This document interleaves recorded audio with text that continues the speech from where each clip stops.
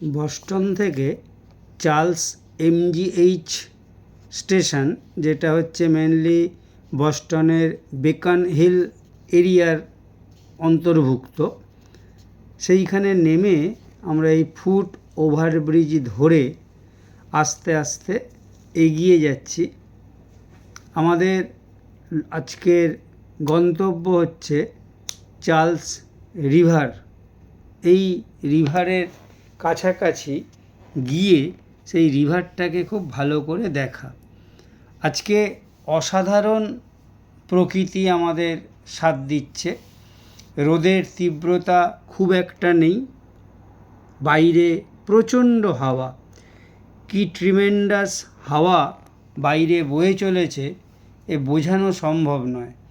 আমি আমার এই ভিডিওতে কিছু জায়গায় এই হাওয়ার সাউন্ড আমি রেখেছি দর্শকদের বোঝাবার জন্য যে হাওয়ার তীব্রতা কত বেশি।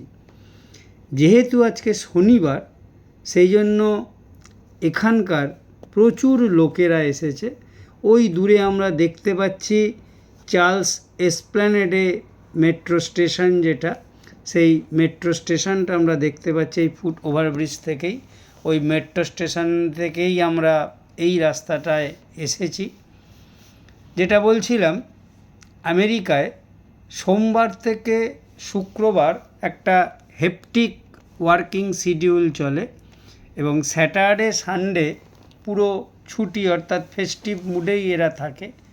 আজকে যেহেতু স্যাটারডে, এখন আফটারনুন, প্রতিটা লোকই এইভাবে ঘুরতে বেরিয়েছে। আমরা হাওয়ার প্রচণ্ড সাউন্ড শুনতে পাচ্ছি। এই হাওয়ার সাউন্ডটাকে আমি রেখেছি এই কারণের জন্য যে কি অসম্ভব এই হাওয়ার সাথে লড়াই করে আমরা আস্তে আস্তে এগিয়ে যাচ্ছি। ওই দূরে আমরা দেখতে পাচ্ছি চার্লস রিভারকে, নদী। এই বিশাল নদীতে আমরা একদম নদীর ধারে চলে যাব। এই হাওয়াও আমরা বুঝতে পারছি এখান থেকে যে কী পরিমাণ গাছের পাতাগুলো নড়ছে এবং নদীর জলের যে ঢেউ, সেই ঢেউয়ের তীব্রতা কতটা। ওই দূরে আমরা দেখতে পাচ্ছি রিভারের ওপর দিয়ে যে ব্রিজ, ওই ব্রিজে রেল পথ যেমন রয়েছে তেমনি রয়েছে মোটর পথ। এই সিঁড়ি দিয়ে আস্তে আস্তে আমাদের নিচে নেমে ওই নদীর ধারে আমাদের যেতে হবে। বসার বেঞ্চ, সুন্দর ব্যবস্থা রয়েছে। প্রচুর লোক, স্থানীয় এবং টুরিস্ট উভয়ই এসেছে এই জায়গার সুন্দর নৈসর্গিক শোভা, সেই শোভাটাকে দেখার জন্য। এই সিঁড়ি দিয়ে নেমেই এই পার্কের মতো করা আছে যে জায়গাটা, এই জায়গাতেই সবাই বসে এবং এখানে বোটিং সহ জলের মধ্যে বিভিন্ন অ্যাক্টিভিটিস আছে। এবং এখানেও দেখতে পাচ্ছি আমরা এই যে সাইকেলে করে বাচ্চা থেকে বুড়ো প্রত্যেকেই একটা এই জায়গাটায় ঘুরতে আসে, সাইকেল নিয়েই ব্রিজে উঠেছে। গাছের পাতাগুলো দেখুন কীভাবে নড়ছে। হ্যালো, এই যে মাথার টুপি মাথাতে রাখা দায় হয়ে যাচ্ছে। প্রচণ্ড হাওয়া, এই হাওয়াতে এই যে দেখুন এদেরকে আমরা সম্বোধন করলাম, কি বলছে এরা।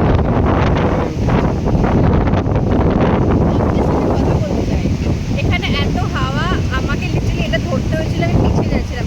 আমি যদি আরেকটু রোগা হতাম আমি উড়ে চলে যেতাম। ওই জন্যই সত্যি মানে ব্যাপার হচ্ছে যে হাওয়ার তীব্রতা এত বেশি যে যে কোনো মুহূর্তে আমাদের উড়িয়ে নিয়ে যেতে পারে। এই যে দেখুন আমার পিছনটাতে ওই চার্লস রিভারটাকে আমরা দেখতে পাচ্ছি এবং সামনের থেকে দেখতে পাচ্ছি আমরা এই যে ভিতরের পার্কটা। ওই যে এখানে বোটিংয়ের ব্যবস্থা রয়েছে, বোটিং করার জন্য। কিন্তু আজকে যে পরিমাণ হাওয়া এখানে দিচ্ছে, আমি তো কাউকে দেখতে পাচ্ছি না এখানে বোটিং করতে নেমেছে। মায়েরা বাচ্চাদেরকে নিয়ে পার্কের মধ্যে ঘুরে বেড়াচ্ছে। জলের ঢেউয়ের তীব্রতা এইখানে বোঝা যাচ্ছে। এই যে এই জায়গাটা যদি লক্ষ্য করি কীভাবে নদীর ঢেউ এইভাবে আছড়ে পড়ছে কূলে। ওই যে দূরে বোটের যে লোকেরা, ওই যে সুন্দর বোটগুলো সব রয়েছে, ওখানে 4 জনে 2 জনে বা সিঙ্গেল রাইডও করা যায়, সব রকমের ব্যবস্থাই রয়েছে। কিন্তু আজকে বোটগুলো একদমই কেউ নেই, যে যার মতো এখানে সব পার্কে বসে রয়েছে। ছোট থেকে বড়, যুবক থেকে যুবতী, বয়স্ক থেকে বয়স্কা, যে যার মতো করে এসেছে এখানে ঘোরার জন্য। একাকীও অনেককে দেখতে পাচ্ছি এখানে বেঞ্চে বসে সুন্দরভাবে তাদের নিজেদের মতো করে তারা নিজেদের সময় কাটাচ্ছে। এই যে রাস্তা, এই রাস্তা ধরেই নদীর চারপাশটা ঘুরে দেখা যায়। ওই যে ওপরে দিগন্ত বিস্তৃত নীল আকাশ, সুন্দর পেঁজা তুলোর মতো মেঘেরা উড়ছে। এবং এই যে সুন্দর রাস্তা, বাধাই করা রাস্তা, এবং চারিদিকে সবুজের সমারোহ, দূরে গাড়ির রাস্তা, মাঝখানে ফুট ওভারব্রিজ এবং নিচে হচ্ছে এই পার্কটা।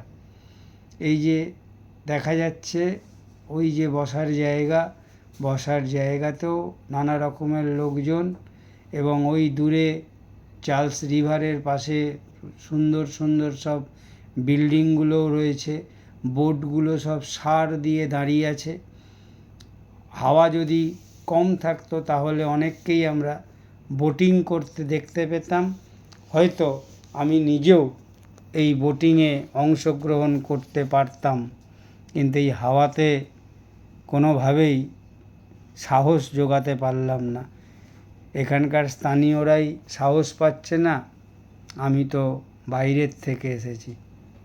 ওই যে বোটগুলো একাকী বাঁধা আছে, কিন্তু যে কোনো মুহূর্তে মনে হচ্ছে দড়ি ছিঁড়ে নদীর মাঝখানে চলে যাবে, এতটাই হাওয়ার তীব্রতা। এইভাবে ঘুরতে ঘুরতে আমরা রিভারের একদম ধারে চলে এসেছি। এইখানে সুন্দর একটা কাঠের জেঠি মতো করা আছে। এই জেঠিতে আবার কিছু চেয়ারও পাতা আছে। চেয়ারে দেখতে পাচ্ছি সব ওই যে বসে রয়েছে চেয়ারে, এবং কয়েকজনকে আমরা দেখতে পাচ্ছি এই চেয়ারে বসার জায়গা না পেয়ে তারা সুন্দরভাবে নিজেদের মতো করেই ওই জেঠিতেই চাদর বিছিয়ে বসে আছে, এবং তাদের মতো করে তারা সময় কাটাচ্ছে। এই যে রাস্তা, এই রাস্তা ধরে এসে এই জেঠির ওপরে বসেও অনেককে আমরা দেখতে পাচ্ছি সময় কাটাতে। ওই দূরে আমরা দেখতে পাচ্ছি কিন্তু প্রুডেন্সিয়াল বিল্ডিংটা, জানি না কতটা ক্যামেরায় ধরা পড়ছে, কিন্তু ওই দূরে প্রুডেন্সিয়াল বিল্ডিং। গতবারে আমরা এসে ওই প্রুডেন্সিয়াল বিল্ডিং থেকে চার্লস রিভারটা দেখেছি, আর এবারে আমরা চার্লস রিভারের ধার থেকে প্রুডেন্সিয়াল বিল্ডিংটা দেখলাম। এই যে জেঠি করা আছে ভাসমান, এই জেঠি দিয়ে আমি সামনের দিকে এগিয়ে যাচ্ছি আরও পরিষ্কারভাবে সবাইকে দেখাবার জন্য। এই জেঠিতে দেখতে পাচ্ছি 2টো বক জাতীয় বসে রয়েছে। এরা বক শ্রেণীরই এক রকমের, এই ধরনের রিভারে এরা থাকে, এদের মূল খাদ্য হচ্ছে মাছ। চুপ করে বসেছিল এরা। এই যে উত্তাল নদীতে তরঙ্গায়িত ঢেউ, হাওয়ার তীব্রতার ফলে ঢেউয়ের তীব্রতাও যথেষ্ট বেশি আজকে। কিন্তু এই যে আমার পিছন এবং সামনে এই যে জেঠির রাস্তাটা আমি আর একবার দেখাই, এই রাস্তা ধরে আস্তে আস্তে এই জেঠির ওপরে এসে আমরা দেখতে পাচ্ছি তাদের হাসি। এই যে বসে আছে এইখানে সময় কাটাচ্ছে তাদের মতো করে। ওই দূরে সবুজের সমারোহের মধ্যে এই নদীর নীল জল এক অসাধারণ, অসাধারণে বলে বোঝানো যাবে না। ওই আকাশটা দেখছি আবার কালো মেঘ, ওমা, যে হালকা হালকা বৃষ্টি শুরু হলো।